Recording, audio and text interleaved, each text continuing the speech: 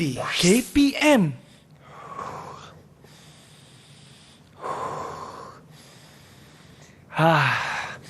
Tarik nafas guna hidung, hembus guna mulut. Satu lagi. Tarik nafas guna hidung, hembus guna mulut. Ya, itu dia. Kita sedang lakukan sedikit senaman pernafasan. Kenapa nak lakukan begitu?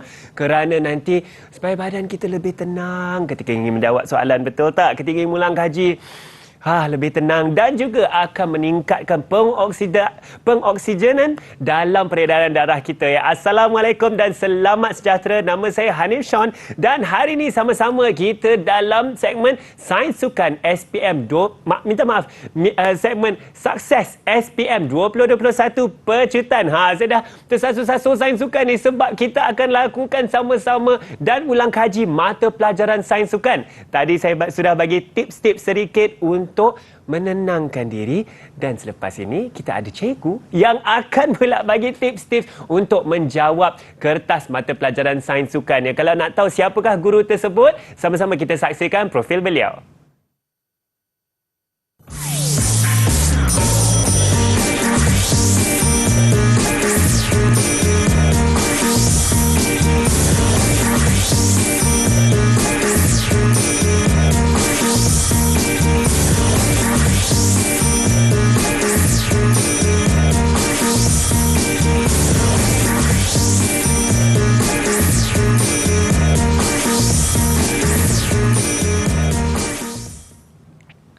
Kita sudah saksikan profil guru tersebut iaitu Cikgu Jumain bin Taipei dari SMK Muhibah Sandakan Sabah. Cikgu, selamat datang Cikgu. Ya, Cikgu, saya rasa Cikgu dah bersedia betul? Dah, ready dah. Sangat bersedia Cikgu. Baiklah, sama-sama Cikgu kongsikan tips-tips dan juga teknik-teknik menjawab soalan untuk mata pelajaran Sains Sukan. Cikgu, silakan. Okey, terima kasih. Baiklah murid-murid yang ada di rumah, ya. Ini adalah perincian kertas peperiksaan Sains Sukan SPM, ya. Tetapi fokus kita hari ini adalah di bahagian yang kertas 2, ya. So kalau murid-murid tengok sini, bahagian A ada 10 soalan, 40 markah, paling banyak tau. Ya, dalam sini paling banyak markah. Kemudian bahagian B ada 3 soalan, ada 20 markah. Walau macam mana pun, murid-murid kena pandailah agihkan masa, ya, sebab masa ada 2 jam setengah, ada 2 jam setengah di sini.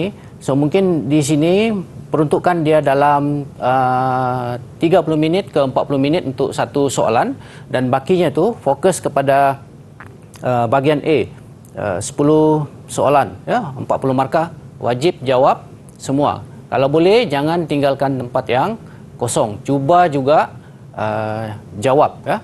Dan yang ini kita dah buat, murid-murid dah buat dah, tingkatan 5, amali 1 dan amali 2. Dan yang kertas 1 ni pun hari yang sama juga pada 15 hari bulan Mac nanti.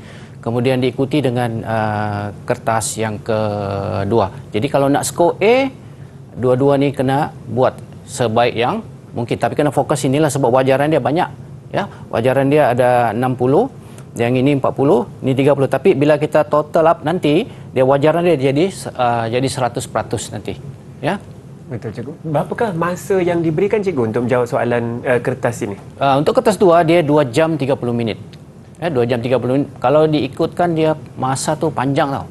Sangat panjang masa tu. Jadi murid-murid ada banyak masa untuk berfikir macam mana nak menjawab soalan-soalan yang ada di kertas 2 ini.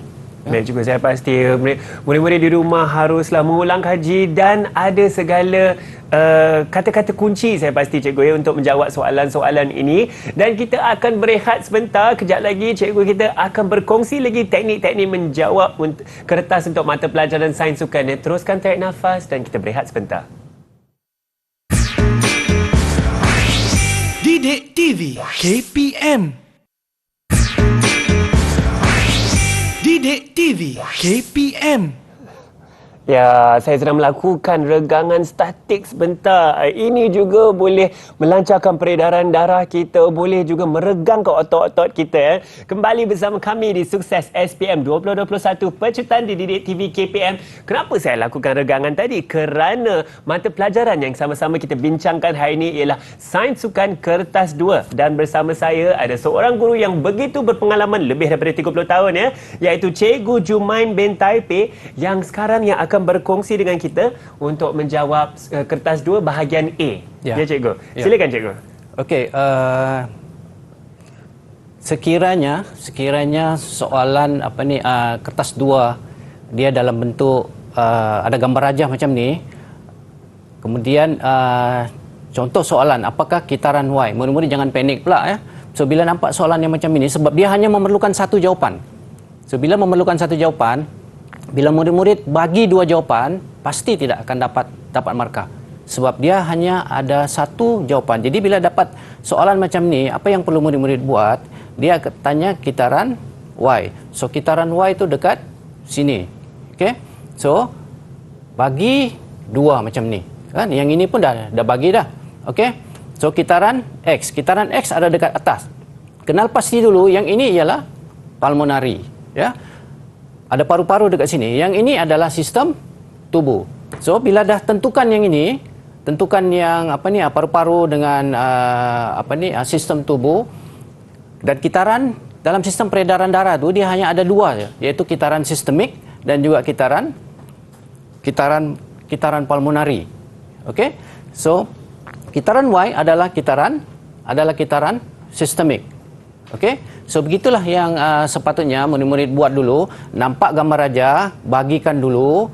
Bahagian atas yang melibatkan paru-paru itu adalah kitaran pulmonary, bahagian bawah adalah kitaran Y. Hanif, sebenarnya apa yang selalu murid-murid lakukan ialah dia tak tahu yang mana satu, antara kitaran sistemik ataupun kitaran pulmonary. So akhirnya dia akan jawab di sini juga sistem pulmonary dekat sini.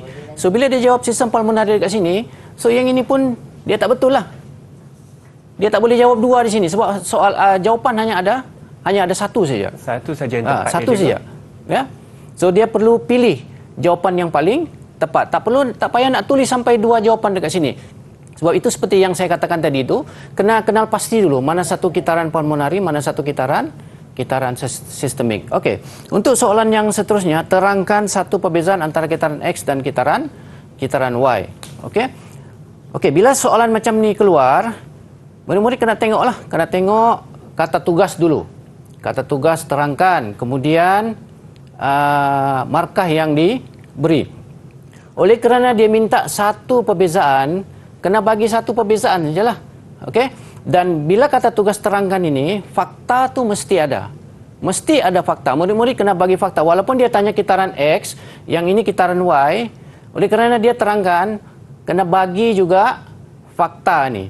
Ini pun kena bagi fakta. Sebab cara pemberian markahnya adalah dia secara berpasangan. Maknanya kalau yang ini betul, yang ini pun mesti betul, barulah dapat satu markah.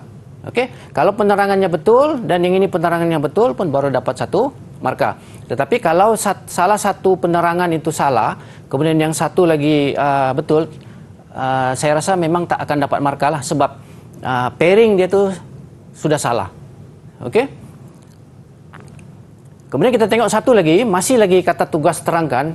Kenapa saya bagi kata tugas terangkan? Ada beberapa kata tugas terangkan di sini. Ini sebab yang paling teknikal sebenarnya dalam kita menjawab kertas peperiksaan ini adalah yang kata tugas terangkan, kata tugas huraikan. Ya, di samping ada beberapa kata tugas yang lain. Sama juga kena tengok juga pemberian markah. So kalau di sini kalau kita tengok dua markah di sini, maknanya kalau terangkan satu markah untuk fakta, dan satu lagi markah untuk penerangan. Okey? So tadi kan kita sudah pecahkan yang ini tadi ni antara kitaran sistemik dengan kitaran pulmonary. Sekarang ni kita tengok murid-murid kena bagikan lagi dia separuh di sebelah kiri dan separuh di sebelah kanan. So yang ini ialah darah banyak oksigen. Yang ini yang kurang kurang oksigen. So dari sini kalau murid-murid sudah tahu bagikan mana yang ada darah beroksigen, mana yang tidak, yang kunyah oksigen, murid-murid sudah tentu dapat dapat menyatakan oksigen yang diikat dengan molekul hemoglobin dalam darah membentuk oksi hemoglobin dan diangkut ke sel-sel tubuh yang memerlukan. Hanya perlukan poin oksigen dengan molekul hemoglobin. Dia diikat sebab oksigen akan diangkut ke sistem tubuh tu melalui molekul hemoglobin, dan kalau dia diikat, dia akan membentuk hemoglobin untuk dihantar ke sistem tubuh, ya. Okey. Saya rasa ini tidaklah begitu teknikal sangat, ya. Soalan yang ini agak mudah sedikit, tetapi murid-murid kena tengoklah, yang penting kena bahagikan dululah rajah itu, ya. Itu salah satu cara. Okey. Okey, kemudian kita tengok soalan yang seterusnya. Okey. Nyatakan jenis penguncupan otot bicep dalam aksi latihan bicep curl. So, kalau murid-murid tengok soalan ini, dia ada posisi mula dan ada posisi akhir. Mungkin katalah soalan keluar macam ni, dia tidak bagi anak panah. Sebab anak panah inilah yang menunjukkan bagaimana kita hendak jawab penguncupan otot bicep ini. Tengok anak panah dulu. Ya, kalau gambar rajah dia bagi macam begini ni, tak perlulah kita nak tengok dia punya anak panah sebab ini adalah posisi mula dan yang ini adalah posisi akhir. Dan sudah tentu jawapannya adalah penguncupan konsentrik. Sebab pelakuan bicep curl tu posisi mula dan posisi akhir. Kemudian pergi kepada posisi mula, kemudian pergi kepada posisi akhir. Dan soalan ini dia spesifik merujuk kepada otot bicep sahaja. Jadi murid-murid tidak perlulah untuk memikirkan otot tricep ataupun otot-otot brachioradialis, tak perlu fikir yang itu. Dia hanya perlu fikirkan otot bicep. Sebab soalan dia boleh berubah jawapan ini. Jawapan ini boleh berubah. Dia boleh jadi penguncupan isentrik. Misalkan kalau ada anak panah, dia merujuk ke bawah. Ya, saya harap soalan ini dapat jenis soalan ini dapat memberikan gambaran kepada murid-murid bagaimana cara untuk menjawab soalan ini, ya. Okey. Kemudian terangkan tindakan otot yang berlaku ketika aksi latihan bicep curl. Tindakan otot, ya, ketika aksi latihan bicep curl. So, apa yang perlu murid-murid perhatikan di sini ialah murid-murid tahu tindakan otot itu ada 3, ya. Satu agonis, antagonis dan juga sinergis, ya. Tetapi dia merujuk kepada ketika aksi latihan bicep curl. Sepatutnya jawapan tu dia bukan murid-murid tak perlu bagi 3 jawapan macam ni. Tak perlu bagi 3, ya. Sebab dia hanya aksi latihan bicep curl saja, dan murid-murid seperti yang saya bagi tahu tadi, posisi mula dan posisi akhir. Jadi dia hanya merujuk kepada otot agonis, ya. Otot bicep ataupun biceps brachii menjadi otot penggerak utama. Dia punya prime mover semasa dumbbell diangkat. So yang ini tak perlulah diterangkan lagi. Tak perlu diterangkan yang 2 di bawah ni sebab dia hanya aksi latihan dan hanya ada dua markah. Kecuali kalau dia buka soalan ini kepada soalan yang umum, ya, soalan yang umum, barulah, dan yang ini ada 6 markah, barulah kita letak semua di sini ini tindakan otot antagonis dan juga sinergis. Tapi kalau dia merujuk kepada 2 markah dan aksi latihan bicep curl, bolehlah jawab agonis, ya. Otot agonis sebab merujuk kepada bicep curl sahaja. Okey. Okey, kita tengok pula soalan yang seterusnya. Cadangkan latihan meningkatkan daya tahan otot atlet ini berdasarkan pemboleh ubah. Kalau dalam soalan struktur biasanya dah disediakan kotak-kotak macam ini. Dan apa yang murid-murid kena perhatikan di sini, ya. murid-murid kena perhatikan pemboleh ubah latihan. Pemboleh ubah latihan dia merujuk kepada intensiti dan juga isi padu. Ya. Jadi kalau sekiranya dia tak sediakan kotak macam ini, tapi dalam soalan struktur, so murid-murid bolehlah letak dia dalam kotak macam ni, ya, intensity 1 rm dan isi padu ulangan setiap set. So, satu lagi poin yang murid-murid kena tengok di sini ialah daya tahan otot. Biasanya daya tahan otot intensity adalah 75% dan juga ulangannya itu banyak, ya. Ulangannya itu banyak, tapi kadang-kadang murid kita tu dia keliru. Dia nak tulis yang mana satu. Jadi maksudnya jawapan di situ ialah antara 10 hingga 25. Misalkan murid-murid jawab sini 75%, and then di sini murid-murid jawab 11 ulangan pun boleh juga. Maknanya ada dia punya range di situ antara 10 hingga 25, ya. Dan kalau kita tengok kata tugas ini, cadangkan tak perlulah buat macam ayat. Contohnya intensity kita buat dia dalam ayat. Intensity latihan 75%, terus buat macam begini lagi lebih mudah. Maksudnya murid-murid itu dia akan lebih fokus lagi untuk menjawab, ya. Okey. Soalan yang seterusnya, aksi atlet sukan menembak dan juga sukan terjun. Okey, untuk yang ini nyatakan kriteria kemahiran motor berdasarkan ketepatan lakuan atlet Y di atas. Dia nak atlet Y. Okey.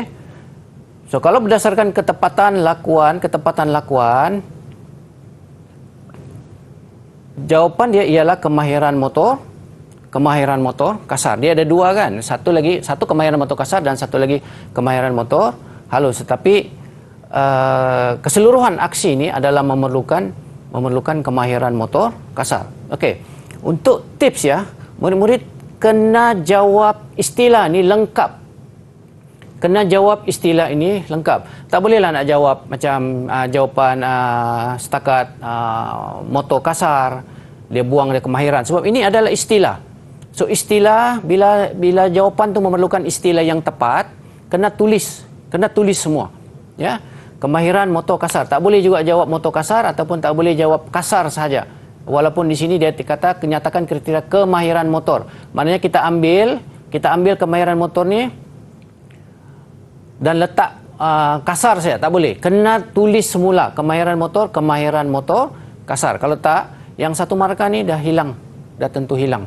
Ya, jadi kalau saya berpesan kepada murid-murid yang ada di rumah, pastikan semua istilah ditulis dengan tepat. Okey, kemudian soalan yang seterusnya, terangkan jenis praktis yang sesuai untuk mengukuhkan kemahiran atlet X. Okey, untuk yang ini, ya, jenis praktis ni murid-murid, sebagaimana yang murid-murid tahu, dia ada dua. Ya, ada dua. Praktis spesifik dan juga praktis variasi. Okey. Sebelum jawab praktis spesifik ni, murid-murid kena tengok dulu ni. Kena tengok yang ini. Kena tengok gambar ni dulu. Sasaran tetap. Kemudian atlet ini tempat berdiri pun, tempat dia melakukan aksi itu pun adalah tetap. So, mana-mana gambar yang menunjukkan aksi dari dirian dari posisi mula yang tetap, dia tak bergerak ke kiri ataupun ke kanan ataupun dia tambah jarak, okey, dan juga sasaran tu adalah tetap. Contohnya macam menembak misalkan 10 meter pistol ni, okey. Sasaran tetap, berdiri pun tetap. So, yang ini yang paling sesuai sekali adalah praktis spesifik, ya. So, murid-murid kena tengok dulu gambar. Kecuali kalau dia bagi gambar contoh macam bola sepak tendang penalti. Bola sepak tendang penalti, tempat dia tendang tu tetap. Tetapi dia boleh skor di sini, dan di sini. So, salah satu komponen dia itu berubah. Apabila salah satu komponen berubah, maknanya murid-murid boleh jawab dia jadi praktis variasi. Maknanya dia boleh praktis tendang dekat sini, sini, sudut sebelah kanan ataupun sebelah bawah, even di tendangan di tengah yang kebanyakan kalau kita tengok pemain-pemain profesional ambil tendangan penalti. Dan sekali lagi kata tugas terangkan, fakta mesti ada dan juga penerangan itu mestilah tepat. Kalau sekiranya murid-murid jawab ini praktis variasi, sedangkan gambar tu dengan komponen yang saya bagi tahu tadi, sasaran tetap dan juga tempat perlakuan itu tetap tidak berubah. Kalau murid-murid jawab praktis variasi, maknanya murid-murid tidak akan dapat 2 markah. Kalau sekiranya murid-murid jawab yang ini betul, tetapi penerangan ini salah, tak apa, masih boleh dapat lagi 1 markah. Ya, saya rasa ini yang patut murid-murid beri penekanannya. Tengok gambar dulu, jangan panik. Tengok gambar, analisis gambar dulu. Okey, kemudian satu lagi. Terangkan sistem biologi utama yang mengawal posture atlet pada aksi Y. Ya. Sistem somatosensori. Bagi fakta dulu. Ya. Murid-murid kena bagi fakta dulu. Sistem somatosensori, iaitu rangsangan kinestetik membekalkan butir-butir tentang posisi. Maknanya sistem somatosensori ini dia membekalkan segala maklumat yang membolehkan atlet itu sedar sama ada kepalanya masa dia buat aksi terjun ini, kepala berada di bawah ataupun kepala berada di atas, ya. Sebab dalam sistem biologi ini dia ada banyak, dia ada sistem visual, dia ada sistem vokal, sistem visual ambient, kemudian dia ada sistem vestibular. Murid-murid jangan jawab semua pula. Semua bila murid-murid tak tahu, murid-murid jawab semua di sini sebab dia hanya ada satu jawapan. Bila dia hanya ada satu jawapan, jangan jawab lebih daripada satu. Ya, Hanif ada apa-apa? Dan saya rasa ini sangat menarik cikgu kerana ada seperti praktis spesifik, ada juga yang seperti kita lakukan ujian menembak cikgu di situ Ya. Ya, dan saya pasti murid-murid di rumah juga ada pelbagai lagi pertanyaan di kepala kita kan, apa lagi yang guru kita akan kongsikan. Kalau bersenam pun kena dah ada masa yang rehat yang cukup, betul tak? Maka kita di sini bersiaran juga akan berehat sebentar, ya. Pastikan anda jangan ke mana-mana, terus bersama kami di Sukses SPM 2021 Pecutan di Didik TV KPM. Didik TV KPM. Didik TV KPM. Sekali lagi saya sedang menarik nafas yang dalam, ya. Kenapa? Kerana tarikan nafas, pertukaran gas respiratory, semuanya tentu ada kesinambungan dengan mata pelajaran yang kita sedang belajar hari ini, iaitu mengenai sains sukan, ya. Kembali bersama kami di Sukses SPM 2021 Pecutan, dan hari ini kita ada Cikgu Jumain yang sedang berkongsi dengan kita tips-tips dan teknik untuk menjawab soalan SPM untuk sains sukan, ya. Maka silakan Cikgu, kita ada untuk kertas 2 bahagian B sekarang. Ya. Baik. Okey, baiklah murid-murid, sekarang kita fokus kepada kertas 2 bahagian B, ya. Okey. Contoh kertas 2 esei. Ya, dia nampak macam esei, maksudnya markah dia lebih sikit, banyak sikit, dan bolehlah jawab pun mesti kena panjang sedikitlah berbanding tadi yang kertas bahagian A tadi. Ya? Okey. So, terangkan proses pertukaran gas semasa respirasi X dan respirasi Y. Okey. Yang ini kadang-kadang murid-murid dia tak tahu yang mana satu, dia hendak tulis di sini.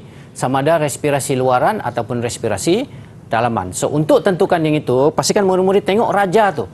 Analisis raja, tengok kalau dia melibatkan alveolus, itu ialah respirasi luaran.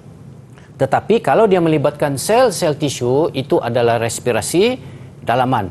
So, soalan tanya respirasi X dan respirasi Y. Sekali lagi, kena ada fakta dan kena ada penerangan. Okey. Soalan ini, jawapan ini dia package, ya, murid-murid, ya. Dia package. Sebab bila dia sebut pasal respirasi X dan respirasi Y ini, Apa yang saya katakan, apa yang saya maksudkan dia package tu, murid-murid kena explain ataupun murid kena terangkan tekanan separa oksigen dengan tekanan separa karbon dioksida. Saya bimbang nanti bila murid-murid hanya terangkan tekanan separa oksigen, dia tak boleh bagi 4 markah ataupun 2 markah. Sebab dia yang ini 2 markah, respirasi X 2 markah dan yang ini 2 markah. Jadi perlu terangkan dia secara package, ya. Maknanya sebab kalau respirasi X ni takkanlah pula yang berlaku tu hanyalah tekanan separa oksigen, sedangkan dalam masa yang sama bila berlaku tekanan separa oksigen, ya, tekanan separa karbon dioksida juga berlaku. Jadi soalan-soalan ini dia selain daripada kata tugas terangkan sendiri itu adalah kata tugas yang teknikal. So jawapan itu pun sedikit teknikal di sini, ya, sama macam yang agonis, antagonis dengan sinergis tadi itu. Dia kalau soalan dia umum, dia boleh jadi satu package kena sebut tiga-tiga tu. Tapi kalau dia spesifik kepada otot, kena pilih mana-mana satu tadi itu, ya. Dan yang ini pun sama juga, bila kena jawab tekanan separa oksigen tinggi di paru-paru, oleh itu meresap ke dalam kapilari darah. So simple, ya. Satu, tekanan O2 di sini adalah tinggi. Tekanan O2 di sini adalah rendah. Sama juga dengan yang di sini. O2 di sini tinggi, O2 di sini rendah. Sebab molekul-molekul yang hendak bergerak tu dia kena bergerak dari kawasan bertekanan tinggi ke kawasan bertekanan rendah. Sama dengan CO2. CO2 dia tinggi dekat sini, kemudian yang di sini dia jadi rendah. Kemudian dia tinggi di sini,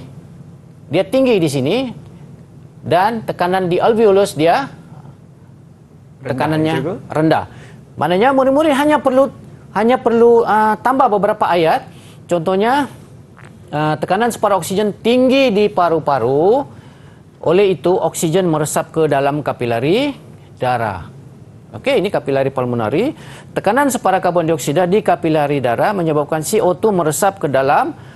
Tekanan separa CO2 tinggi di kapilari darah menyebabkan dia membolehkan karbon dioksida meresap masuk ke dalam alveolus supaya boleh dibebaskan. Ya, kalau kita tengok di sini ni tekanan di atmosfera masa oksigen tidak masuk tu, tekanan di atmosfera tu adalah tekanan oksigen di atmosfera adalah lebih tinggi, ya. So murid-murid boleh conteng-conteng dulu di kertas soalan tu. Untuk tandakan ini, mungkin boleh tanda ini 1, ini 2, kemudian ini 3, ini 4. Maknanya 1 tinggi, 2 rendah. 3 tinggi, 4 rendah. Itu tandakan dulu supaya murid-murid senang untuk menjawab soalan ini, ya. Okey. Itu respirasi X. Respirasi Y pun sama juga, ya.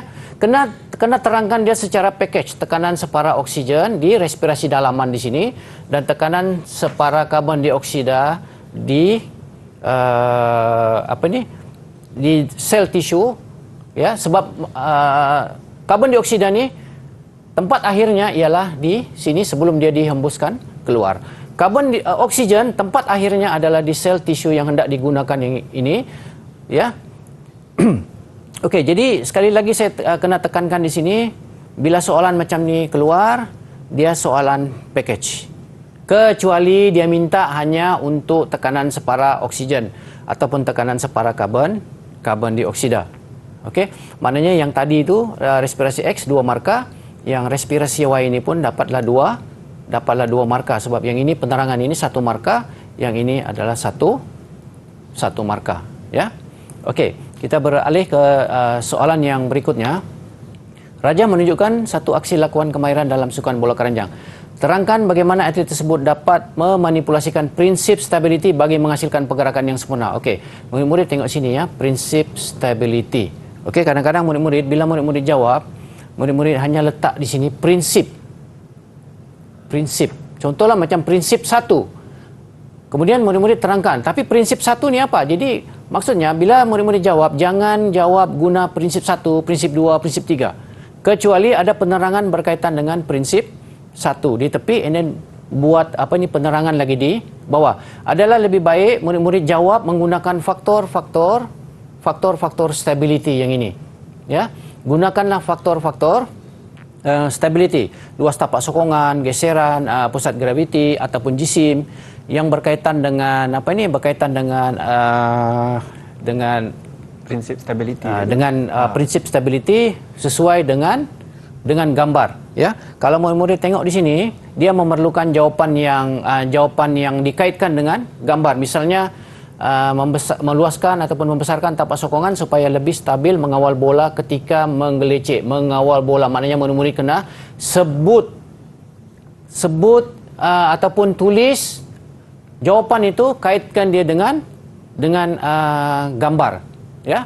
Sebab soalan ini memberi markanya, walaupun dia 2 markah, tetapi soalan kata terangkan bagaimana atlet tersebut dapat memanipulasikan. Maknanya secara tidak langsung soalan ini memerlukan murid-murid untuk mengaitkan jawapan itu dengan aksi yang terdapat di dalam gambar. Saya rasa itu cara yang lebih selamat. Kalaupun dia tukar yang ini jadi kata huraikan, murid-murid sudah selamat sebab murid-murid sudah jawab di sini. Ada tambahan di sini, mengawal bola ketika menggelecek. Kalau soalan itu bukan kata tugas, terangkan. Kata tugasnya adalah huraikan dan ambil ayat-ayat yang menunjukkan aksi dalam gambar rajah itu, ya. Okey. Kita tengok soalan yang seterusnya. Rajah menunjukkan fasa-fasa permulaan lari pecut 100 meter. Okey, jelaskan adaptasi sistem tubuh atlet di atas terhadap latihan anaerobik. Dia hanya minta, okey, kita tengok jawapan terus, ya. Jelaskan adaptasi sistem tubuh atlet di atas terhadap latihan anaerobik. Dia minta terhadap latihan anaerobik. Jadi ini adalah pilihan jawapan. Kalau dia bagi markah di sini, kemudian kata tugasnya jelaskan, maknanya kata tugas jelaskan dia tidak perlukan fakta, hanya penjelasan yang ringkas. Tapi penjelasan itu mestilah penjelasan yang boleh berdiri sendiri. Maksudnya ayat itu tidak tergantung dan tidak dapat menjelaskan adaptasi terhadap sistem adaptasi tubuh atlet terhadap latihan anaerobik. Jadi murid-murid boleh pilih sama ada jawab ini satu jawapan, ini satu markah, ini satu markah. Ya, boleh pilih mana-mana dua jawapan di sini. Ya, sekali lagi saya ingatkan, satu tidak perlu fakta. Kemudian yang kedua, kalau markah itu 2 markah di sini, murid-murid kena bagi 2 penjelasan. Walaupun di sini dia tidak kata jelaskan 2 adaptasi. Tetapi markah di sini 2, maknanya dia minta 2. Dia beza dengan terangkan. Kalau terangkan, dia tidak sebut 1 ataupun 2, tapi dia di 2 markah di sini, maknanya fakta 1, penerangan itu 1. Ya, saya harap murid-murid dapat faham, ya, berkaitan dengan kata tugas jelaskan ini, ya. Kemudian kita tengok soalan yang kedua. Terangkan satu hukum Newton yang diaplikasikan oleh atlet itu ketika fasa drive, ya, ketika fasa drive. Ini ialah fasa drive. First step keluar daripada blok permulaan, itu kita panggil dia first step bila dia keluar dari starting block, okey. Dan yang baki yang ini adalah untuk pecutan. Kemudian dia ada lagi fasa-fasa yang lain, fasa deceleration, and then fasa dia tamatkan larian, okey. So untuk yang fasa drive ni, hukum Newton apa yang terlibat di sini? Murid-murid kena fikirlah, satu yang paling mudah sekali. Tiga hukum ada di situ. Tapi oleh kerana 2 markah, ini adalah pilihan jawapan, ya. Hanya ini adalah pilihan jawapan. Ini jawapan 1, ini jawapan yang kedua, ini jawapan yang ketiga. Maknanya murid-murid boleh pilih mana-mana satu jawapan di sini. Contohnya kalau mau menggunakan hukum inersia, atlet akan berada dalam keadaan pegun sehingga ada daya yang bertindak ke atasnya untuk memulakan larian. So ini adalah, kalau ikut hukum Newton yang pertama, daya luaran yang bertindak ke atas objek. Jadi apa yang menyebabkan dia bergerak ke depan ialah bila atlet meletakkan kaki pada pada blok permulaan, ya, dan di situ dia akan dapat tolak badannya itu ke hadapan. Dia hampir kepada hukum aksi reaksi. Tetapi yang dihukum Newton pertama ni, inersia terpaksa dia mengekalkan tubuh terpaksa mengekalkan inersianya sebelum bergerak ke hadapan. And then kemudian hukum pecutan, hukum pecutan. Okey, untuk jawab hukum pecutan ini ya. Untuk jawab hukum pecutan ini, murid-murid kena tengok gambar ini dulu. Hukum Newton yang kedua. Sini murid-murid tak bolehlah nak jawab hukum Newton yang kedua sebab belum bergerak. So di sini hukum Newton yang kedua. Apa-apa objek yang bergerak boleh jawab menggunakan hukum Newton yang kedua. Sama kalau kita melontar bola, memukul bola, menendang bola, maknanya semakin banyak daya yang kita kenakan ke atas bola itu, semakin jauh bola itu akan bergerak. Begini sama juga dengan yang ini. Semakin banyak daya yang kita kenakan kepada blok permulaan, semakin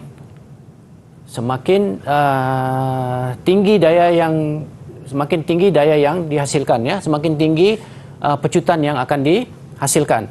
So hukum reaksi paling jelas lah ya, paling jelas di sini. Okey. Hukum reaksi dia paling jelas di sini. Hukum aksi reaksi. Ya, sangat jelas. Kalau kita tengok di situ berapa banyak daya yang dikenakan atlet ke atas blok permulaan ketika berlepas, daya yang sama dan bertentangan akan menolak atlet itu ke hadapan. Okey, untuk soalan yang ini ya. Untuk soalan yang ini murid-murid kena tengok, setiap hukum itu, okey. Kemudian kena tengok aksi itu juga ya. Aksi itu sama ada dia hukum Newton 1, hukum Newton kedua ataupun hukum Newton yang ketiga. Baiklah cikgu, saya pasti banyak lagi soalan-soalan dan teknik-teknik ya yang guru kita akan mengajar untuk menjawab bahagian B untuk kertas 2 sains sukan ini. Kalau nak tahu dengan lebih lanjut, pastikan anda jangan ke mana-mana. Teruskan bersama kami di Sukses SPM 2021 Pecutan.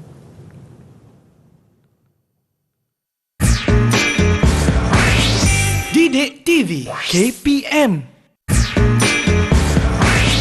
Didik TV KPM. Ya, kembali bersama kami di Sukses SPM 2021. Saya sedang gerak-gerak jari ni nak menggalakkan peredaran darah lagi. Kak, rasa tak? Dah rasa dah oksigen di badan dengan lebih banyak. Boleh rasa darah ke minda kita supaya lebih berfikir dengan lebih bernas ya. Anda sebenarnya akan belajar sama-sama teknik menjawab soalan untuk sains sukan kertas 2 hari ini. Dan bersama saya ialah Cikgu Jumain yang akan teruskan kita punya bahagian B. Ya cikgu, ya. Silakan cikgu. Okey, murid-murid yang ada di rumah, kita tengok soalan kita yang terakhir di soalan esei ni. Kalau soalan macam ni, hitungkan bilangan by pertandingan di atas. Murid-murid hanya hitung ya, sebab jawapan 1 markah, kemudian jalan pengiraan ni 1 markah. Jadi jangan terus tulis jawapan. Kena tulis jalan pengiraan. Jadi murid-murid akan dapat di sini 1 markah, akan dapat di sini 1 markah. Saya rasa murid-murid sudah tahu kenapa jawapan ini 16 tolak 5. Sebab ini adalah bracket 16 dan ini adalah bracket 11 ya. Kalau murid-murid tengok ya, 2, 4, 8, 16, 32. So 11 tu letaknya di dalam bracket 16 ni. So just tolak dia, tolak 11. So jawapannya adalah 5 ya.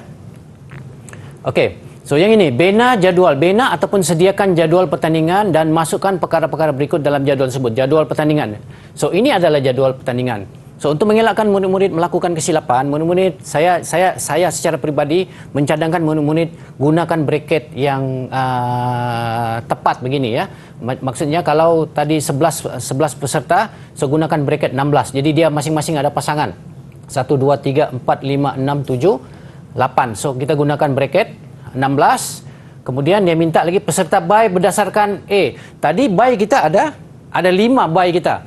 So selalunya kalau soalan dia keluar buy 4, no problem. Sebab kita sudah tahu 1 dekat atas, 1 dekat bawah, 1 di 3 ni, pilihan ketiga di 3, pilihan keempat tu di atas di 3 ni. Sebab ini kalau murid tengok, kita bahagikan dia tu separuh begini ya. Kalau dalam exam pun tidak dilukis ini pun okey. Cuma ini untuk menunjukkan yang nombor-nombor ini diletakkan secara symmetrical. 1 di atas, 1 di bawah, kemudian di tengah, 1 di bahagian tengah, bahagian atas 1. Tetapi kalau 4 okey. 1 buy, 2 buy, 3 buy, 4 buy okey. Bagaimana kalau soalan tu tadi dia minta 5 buy? Di mana kita nak letak? Sebab sesuatu sistem pertandingan tu dibuat adalah untuk menjalankan pertandinganku seadil yang boleh. Jadi nombor-nombor tu perlu murid-murid ingat. Kalau murid-murid tengok sini ya, Ini pilihan yang ke-5, yang ke-8, yang ke-6 dan yang ke-7. Dan murid-murid sebenarnya murid-murid tidak perlu ingat semua nombor ini. Murid-murid tak perlu ingat semua nombor. Tadi 4 sudah dapat. Yang perlu murid-murid ingat ialah nombor 5, 6, 7 dan juga 8. 4 nombor ini saja. Dari 16 nombor ni, tolak yang 1, 2, 3, 4 yang murid-murid sudah tahu tadi itu, murid-murid hanya perlu ingat nombor 5, 6, 7, 8. Jadi apa soalan yang keluar pun murid-murid akan dapat jawab. Sebab kalau murid-murid perhatikan, ini bukan magic ya. Bukan magic. Tetapi kalau murid-murid tengok sini, 1 tambah 6 tu dia 17. Dekat bawah pun 15 tambah 2 pun dia 17. Semua dua nombor ni di setiap bracket ni kalau murid-murid campurkan dia jadi 17.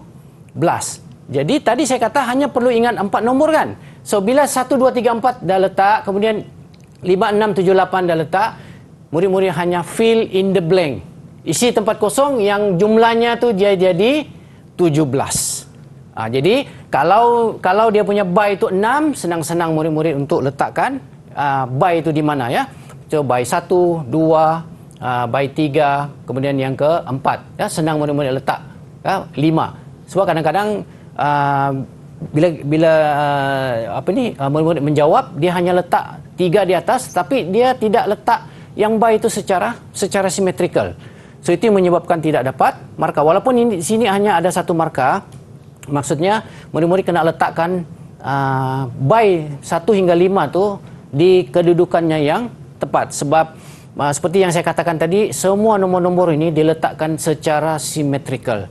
Jadi adil untuk semua yang bertanding. Kemudian peringkat pertandingan 4 markah. Suku pusingan 16 ya, suku akhir, separuh akhir. Kalau dia 5 markah dekat sini, bolehlah letak Johan dekat sini.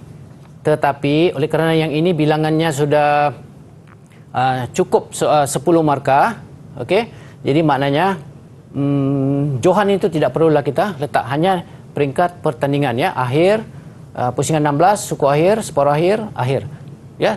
Ada juga saya dapati murid saya lah yang tidak berapa mahir untuk letakkan ini, jadi saya minta untuk letakkan peringkat yang peringkat yang akhir dulu ya. Okey. Kemudian ini bila soalan esei macam ni dia gabung soalan nombor 11, 12, 13 dia gabung ya. Dia tidak semestinya hanya soalan-soalan berkaitan dengan sistem pertandingan. Dia boleh gabungkan dari mana-mana bidang. Kalau macam yang ini adalah bidang yang ke-6 ya, latihan kemahiran psikologi ataupun psychological skill training. So terangkan satu latihan yang boleh dilakukan oleh pemain sekiranya mengalami kebimbangan sebelum bertanding. Okey. Murid-murid ya, tengok sini sebelum bertanding. Sebelum bertanding ini dia umum.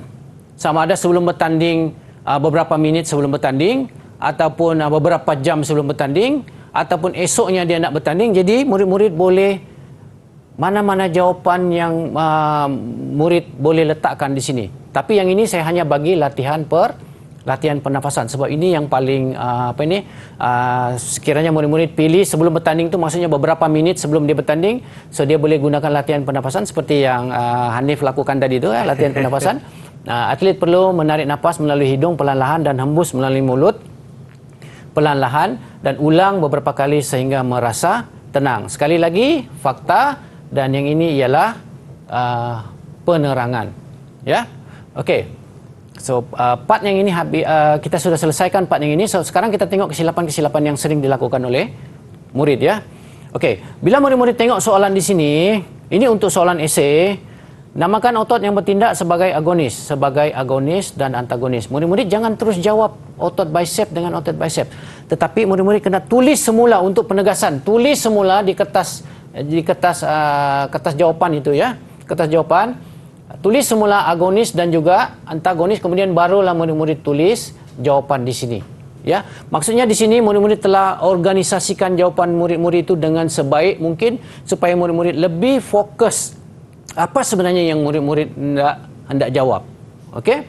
So, soalan yang sama juga, tetapi dia menggunakan Raja 12.1 dengan Raja 12.2. Sama juga. Kena tulis semula Raja 12.2, ya, tuas kelas ketiga dan juga tuas kelas kedua. Baru diikuti dengan jawapan. Baiklah, Okey. Cikgu. Cikgu, sebenarnya kita pun sudah sampai ke penghujung rancangan, Cikgu, dan saya rasa itu sangat menarik, terutama sekali mengenai kesilapan-kesilapan yang kita ingin elakkan tentunya. Cikgu ada pesanan terakhir untuk murid-murid kita di rumah, terutama sekali untuk calon-calon SPM 2021. Ya, untuk calon-calon SPM, cuba perhatikan tajuk-tajuk yang penting lah. Tengok balik, sains sukan ni sebenarnya dia melibatkan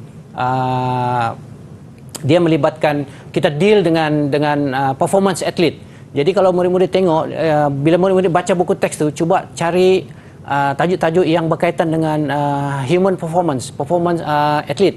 Misalkan adaptasi latihan tadi tu, kemudian yang pemboleh ubah latihan, kemudian pemakanan dari segi pemakanan sebelum, semasa, selepas. Kena tengok yang itu sebab semua yang dalam sains sukan tu adalah aplikasi sains dalam sukan. Jadi saya secara peribadi menyarankan murid-murid kena tengoklah tajuk-tajuk yang penting yang seperti apa yang saya katakan tadi itulah. Betul, saya setuju, Cikgu, dan seperti yang Cikgu katakan juga, kita harus kita harus belajar mengikut yang secara holistik, Cikgu, untuk topik-topik ini semua, ya. Dengan itu saya ingin mengucapkan ribuan terima kasih kepada guru kita hari ini, iaitu Cikgu Jumain bin Taipei dari SMK Muhibah Sandakan Sabah, ya. Terima kasih banyak-banyak, Cikgu. Dan kepada calon-calon SPM untuk sains sukan, insya-Allah anda akan belajar dan ulang kaji bersungguh-sungguh dan akan berjaya dalam mata pelajaran ini, ya. Kami dari Sukses SPM 2021 Pecutan ada lagi tahun nanti. Jangan ke mana-mana, nanti banyak lagi yang kita akan kongsikan. Nama saya Hanif Sean dan nanti kita akan jumpa lebih lagi. Terima kasih semua. Bye.